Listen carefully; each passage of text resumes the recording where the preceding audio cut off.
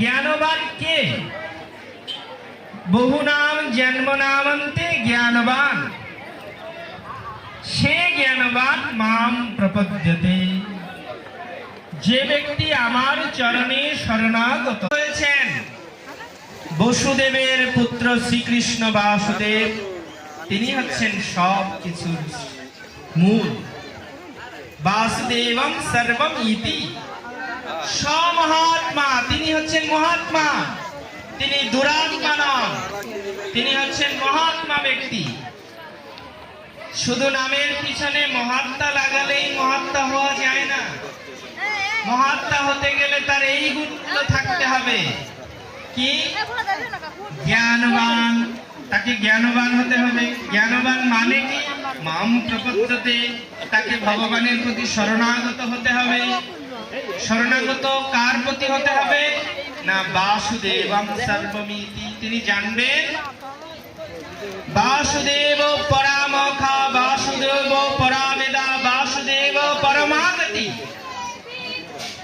ভগবান হচ্ছেন সবকিছুর মূল, তিনি হচ্ছেন অনাদির আদি, তিনি হচ্ছেন সর্বকারণের পরম কারণ, তিনি হচ্ছেন সব কিছুর মূল।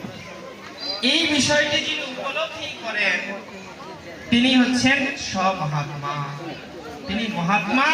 আর এই ধরনের মহাত্মা আবার জগতে অত্যন্ত দুর্লভ, খুঁজে পাওয়া যায় না। এই ধরনের মহাত্মাদের চরণ ধুলি তার এই শ্রাদ্ধাদি উৎসবে পড়ল, এই ধরনের সাধুদের চরণ ধুলি হলো, তাহলে এটা তো সামান্য ভাগ্যে হবার কথা নয়, এটা স্বল্প ভাগ্যে প্রাপ্তির কথা নয়।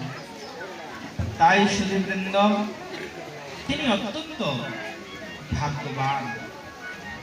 বিশেষত তিনি ভাগ্যবান হলেন কেন? যেহেতু তার পুত্রগণ, কন্যা আছে, পুত্র এবং কন্যা, তারা কৃষ্ণ ভক্ত, তারা কৃষ্ণ ভাবনামৃত। তাই এই সৌভাগ্য বিশেষত।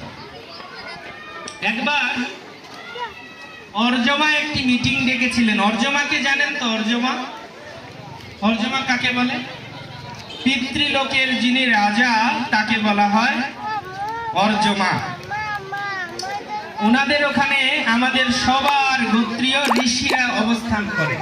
অর্জমা লোকে পিতৃলোক বলা হয়।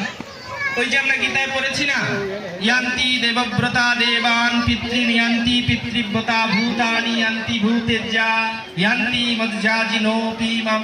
যারা পিতৃপুরুষ